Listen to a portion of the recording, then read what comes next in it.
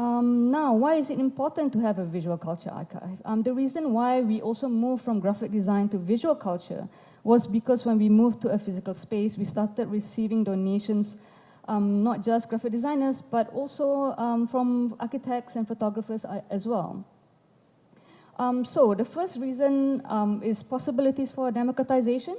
This is in reference to our online database within the digital archive or the digital humanities sphere. Our database is a space for open access to create knowledge, production by new and often marginalized and hidden voices, civil societies, and social movements. For example, this was a front page cover for a newspaper on this operation called Operasi Lalang, or in English means weeding operation. In 1987, this operation saw the arrest of 106 people, activists, oppositions, intellectuals, that were detained without trial under the Internal Security Act. It was the largest ISA swoop in Malaysian history. This was a case of freedom of expression and information.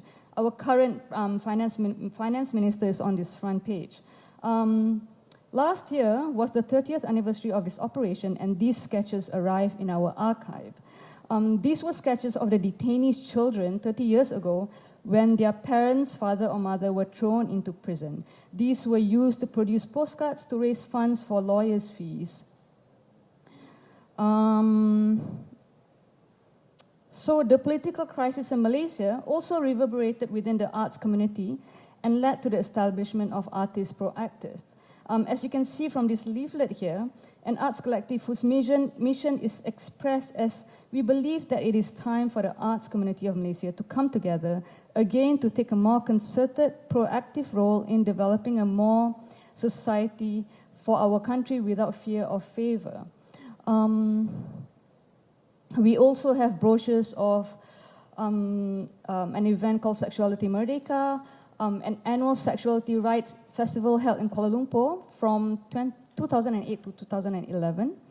In November 2011, this festival was banned on the grounds that it could cause public disorder. I'm not sure if you've heard, Malaysia has a brand new government.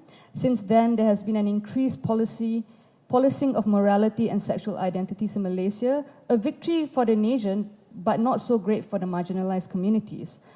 So we found that the archive started to also interrogating and exploring the relationship between cultural production and social movement, and we also wanted to archive history from below.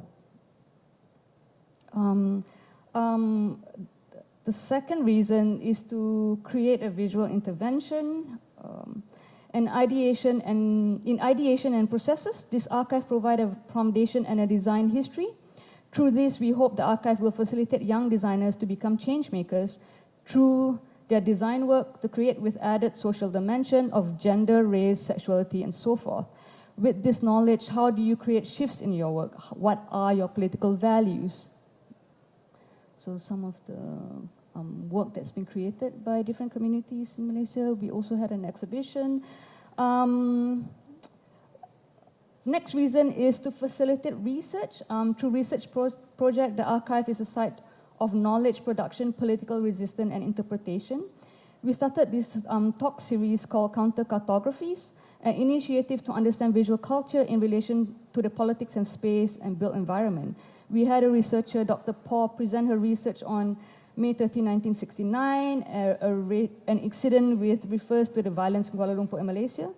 The riot occurred in the aftermath of the 1969 Malay general election when opposition parties made gains at the expense of the ruling coalition.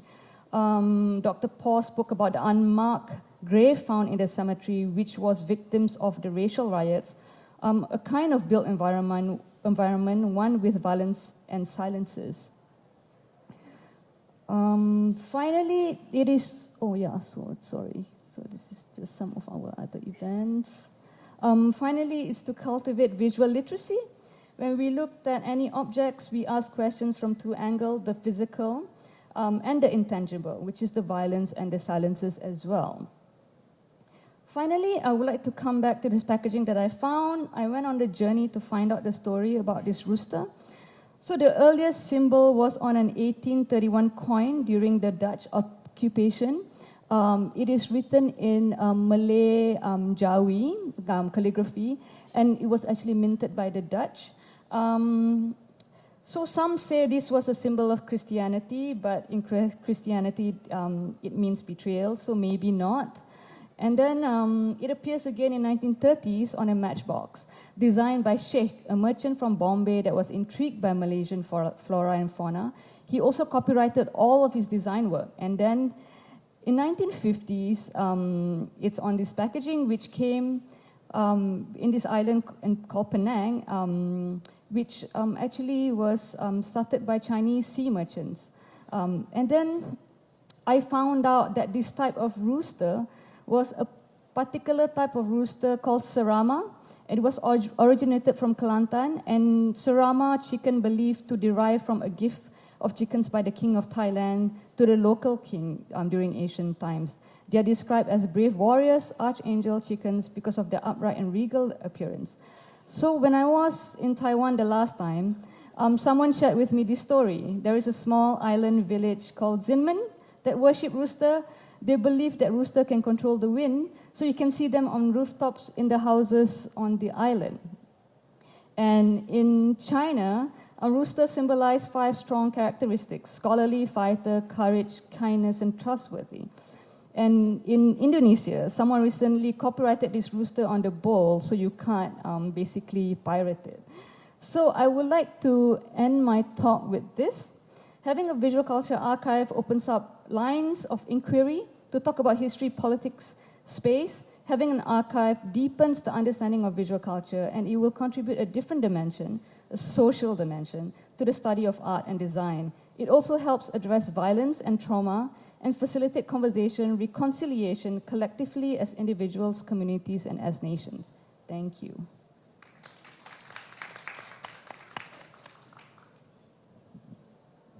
谢谢 Ezrena 带来马来西亚的一个案例，一只公鸡会有这么深刻的殖民的历史这个也是出乎我们的想象。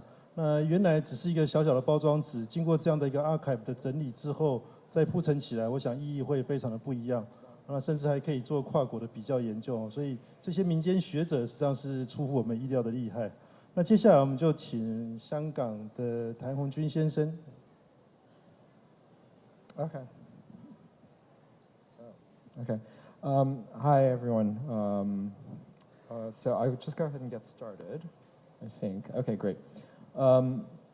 So as has already been mentioned, I am at an organization called the Asia Art Archive, which is based in Hong Kong, and which has been around since the year 2000 was founded. When people think about art, contemporary art, and Hong Kong, they normally think about Art Basel, Hong Kong, which perhaps is the most visible sign of the presence of contemporary art on the island in Hong Kong. And of course that comes with the whole kind of everything that a fair entails. So that includes a market, that includes artists, in this case Jeff Koons, visiting, and kind of the arrival of a global contemporary art scene in Hong Kong. But there's actually a deeper story, or kind of a longer story, to be told about contemporary art, its presence in Hong Kong. And I think part of that has to do with AA, and the history is not necessarily so long, but I think it's one that extends farther back than certainly the time of okay, they changed my PowerPoint. Anyway, okay, so Asia Art Archive, as I mentioned, was founded in 2000, and it does have a booth normally at Art Basel, and this is the booth that from this past year in 2018, and you can see that this particular booth was devoted to women make art history, because it was kind of an attempt to address issues of gender imbalance in art historical accounts of contemporary art. And so what we did was we had a display that featured collections that focused on women in art history. So there was material from India at the far left corner, and then from the Autonomous Women's Movement, which was a feminist activist organized movement that started in the late 70s. Salima Hashmi, who is an important artist from Pakistan, who is a leading figure in the feminist movement there. Photos of women artists from mainland China, and then on the wall here is a selection of exhibition catalogs of women artists. So from all across Asia, so from China, but also from Iran, from Korea, from Thailand, from the Philippines, to really kind of document that history that was kind of indigenous. And here you see people looking at the catalogs and also material that was available. And in addition to the display, there was also a new project that we commissioned from the Guerrilla Girls. And so what they did was they produced this new graphic that was a commentary on a quotation they found from Confucius. So if you keep women away, they get resentful. And then they paired it with the trademark gorilla mask, as well as statistics about Art Basel itself. So you can see, you know, they did research into the number of artists who were women and number of artists who were men in Art Basel, both in 2017, and came up with the figure that 76% of the local artists total artists shown were men, and 37% of galleries showed only no women artists, and 29% showed only one. You can see this. And it was great because there was the Guerrilla Girls' first visit in Hong Kong and their first new project in East Asia. So we were very happy to have worked with them on that. But Asia Art Archive, for the most part, is not about commissioning new work per se. It's about preserving the history of the contemporary as it exists across Asia in its different forms. And part of that involves collecting books. And so there is a physical library of over 60,000 volumes from across the continent, and about the continent, and about artists from the continent. I think one of the challenges about Asia Art Archive is precisely asking the question, what is Asia and what constitutes Asia? So it's really kind of keeping that concept open rather than defining it very narrowly. In addition, there are also archives, hence the name archive. And I'm showing you a photo of the vault. So there are physical archives in the collection, but for the most part, actually, Asia Art Archive exists digitally. And so most of the collections are available online. So people can go to the website aa.org.hk and access material. Oops, sorry. Okay. Oh, there we go. Okay, and so the collections are not systematic or comprehensive when it comes to the contemporary art of Asia. There are certain areas of priority, or what we call content priorities. This includes things like the concept of innovation through tradition, which was a very important kind of way in which various artists from across Asia have worked through the issues and questions of modernity. But it also includes things like performance art, which is an area that has been particularly active in various parts of Asia, and especially Southeast Asia and East Asia. And so what you see here are stills from a photograph by an artist named Joseph Eng. This comes to us from the Ray Langenbach archive. Ray Langenbach was an artist who is actually currently still based in Malaysia, and who donated his archive of video and documentation of performance from the late 80s into the 2000s. And so that was one of the earliest collections. A more recent collection that came to us this year, or that has been launched this year, is the archive of the artist Li Wen, who is an important performance artist to the history of Singapore, but also across Asia, because he was very instrumental in developing the genre as a form through festivals and collaborations with other artists. And so what you're seeing, this is a performance called Strange Fruit that was from 2003. That was videotaped, so this is a video still. And this is one of his earliest performances. He actually became an artist relatively late in life. He had been working in banking before he just really decided he couldn't do that and he needed to be an artist.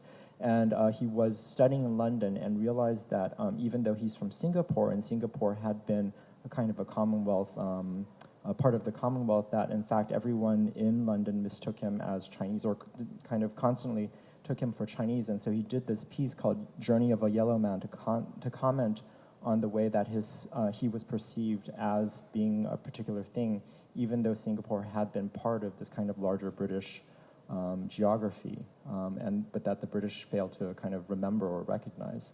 And so he did these performances first in London in 1992, and we have documentation, both video and photographic, of those performances.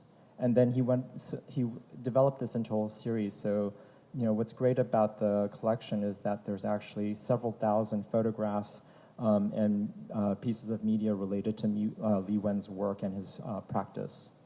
Now, another collection that was launched this year is that of an art critic from mainland China named Li Xianting. And this archive is more perhaps centered around the art writing, which is another content party that is that we have at AAA.